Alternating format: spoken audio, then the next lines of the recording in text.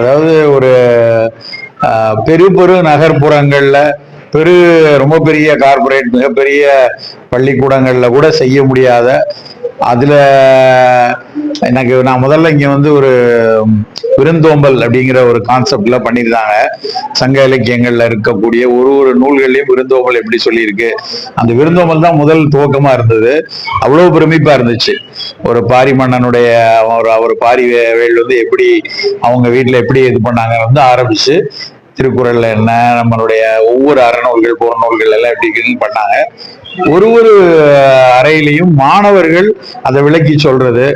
அப்ப அதுல ஒரு சின்ன ஒரு ஈடுபாட்டை அவர்களுடைய ஆசிரியர்கள் ஏற்படுத்தியிருக்காங்க, இந்த பள்ளி ஏற்படுத்தியிருக்கு. இந்த ஆசிரியர்களுடைய மெனக்கடல் ரொம்ப நல்லா தெரியுது. உண்மையிலேயே மனதுக்கு ரொம்ப மகிழ்ச்சியா இருக்கு. தொடர்ந்து இந்த மரபு உணவுகளையும் சிறுதானியங்களையும் வலியுறுத்தி வர்ற எங்களுக்கு ஒரு இளைய தலைமுறை அதை கையில் எடுத்துக்கொண்டு, இது நாங்க அடுப்பு இல்லாமல் நாம சமைக்கிறோம், இந்த தானியத்துல இப்படி செஞ்சிருக்கோம், ஒரு குழந்தையும் இதுல புரதம் இருக்கு, இதுல இரும்பு சத்து இருக்கு, உயிர் சத்து இருக்குன்னு சொல்லும் போது ஒரு கண்காட்சிக்காக அவர்கள் மெனக்கெட்டு அவர்கள் ஆசிரியருடைய அறிவுரையோட அவங்க வீட்டுல எல்லாம் அதுல இன்வால்வ் ஆகி இருப்பாங்க. அப்போ அந்த மாற்றங்கள் பள்ளியிலிருந்து சமூகத்தை நோக்கி நகர்கிறது அப்படிங்கிறது அதுதான் நம்ம யோசிக்கிறோம். அதுதான், அதாவது வெறும் அறிவார்ந்த நம்பர் 1 மக்களை உருவாக்குவது மட்டும் பள்ளிகளோட கடமை இல்லை. பண்பானவர்களை, சமூகத்திற்கு ரொம்ப உறுதியான மனிதர்களை உருவாக்குவது ஒரு பள்ளியோட கடமை.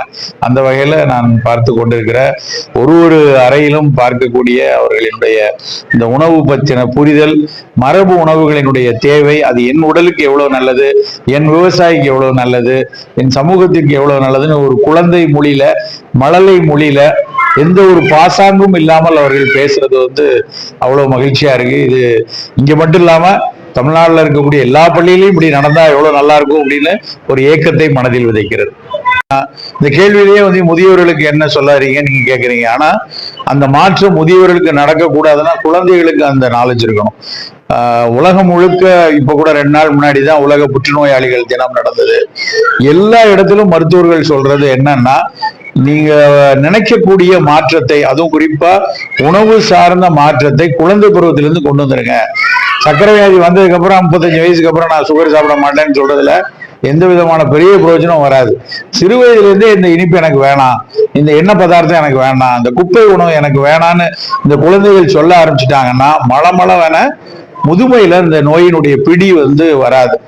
ஒட்டுமொத்த இந்தியாலையும் இன்னைக்கு நான் கம்யூனிகபிள் டிசீஸ் சொல்லக்கூடிய சர்க்கரை, ரத்த கொதிப்பு, புற்றுநோய், மாரடைப்பு எல்லாம் கூடிக்கிட்டே இருக்கு. இன்னைக்கும் மாரடைப்பினால் நடக்கக்கூடிய மரணம் தான் முதல் இடத்துல இருக்கு. அதெல்லாம் வரக்கூடாதுன்னா, அதெல்லாம் நம்மளுடைய அடுத்த தலைமுறைக்கு வரக்கூடாதுன்னா அந்த மாற்றம் அடுப்பங்கரையிலிருந்து துவங்கணும். அந்த மாற்றம் நம் தேர்ந்தெடுக்கக்கூடிய உணவிலிருந்து துவங்கணும். அந்த மாற்றம் இந்த உணவை பக்குவப்படுத்துவதில் எந்த விதமான அவசியமற்ற ரசாயனங்கள் வராமல் அவை அன்னாடம் வீட்டில் தயாரித்து சாப்பிடக்கூடிய ஒரு பழக்கத்தை கொண்டு வர வேண்டும். அது என்னைக்கு உயருதோ அன்னைக்கு தான் இந்த மாதிரியான பிடிகளினுடைய இறுக்கத்துக்குள்ள போகாது. அதை தாண்டி இப்படி குப்பை உணவுகளுக்குள்ள போக போக நம்ம வயிறு, நம்ம உடல் மட்டும் கேடடைகிறது இல்லை. அந்த குப்பை உணவுகளை தயாரிக்கிறதுனாலதான் சுற்றுச்சூழல் கெட்டு போகுது. அதுக்கான பேக்கிங், அதுக்கான ரசாயனங்கள், அதுல பயன்படுத்தக்கூடிய பொருட்களினுடைய கழிவுகள், இதனால வெளியில இருக்கக்கூடிய நுண்ணுயிர்களும், வெளியில இருக்கக்கூடிய மண்ணுல இருக்கக்கூடிய நுண்ணுயிர்களும், நமக்கு நல்லது செய்து கொண்டிருக்கக்கூடிய மண்புழுக்களும் பாதிக்கப்படுது. அதனால இது ஒரு பெரும் சுழற்சி. இந்த மாற்றம் ஏதாவது ஒரு இடத்துல இருந்து துவங்கணும். அது துவங்க வேண்டிய இடம் பள்ளி. அது துவங்க வேண்டிய அந்த மாற்றம் இங்கே இந்த குழந்தை மனசுக்குள்ள விருந்தோம்பல்னா என்னங்கிற அந்த சமூக பெருமை சொல்லக்கூடிய குழந்தை எது விருந்து, அந்த விருந்துக்கு எது உணவு அப்படிங்கிற புரிதலையும் எடுத்துக்கொண்டு வரும்போது நிச்சயமா அந்த பிள்ளைங்க வீட்டுல 2-3 நாளா இதை பத்தி தான் பேசிட்டு இருப்பாங்க.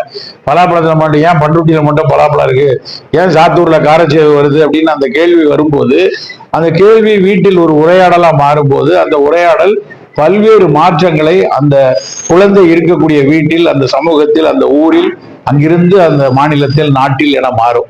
அப்படியான ஒரு பெருமாற்றத்தை இந்த பள்ளி, விவேகா பள்ளி இங்க இவ்வளவு மெனக்கெட்டு ஏற்படுத்தி செய்திருக்கிறது அவ்வளவு வாழ்த்துக்களுக்கும் பாராட்டுகளுக்கும் உரியதாக எனக்கு தோன்றுகிறது.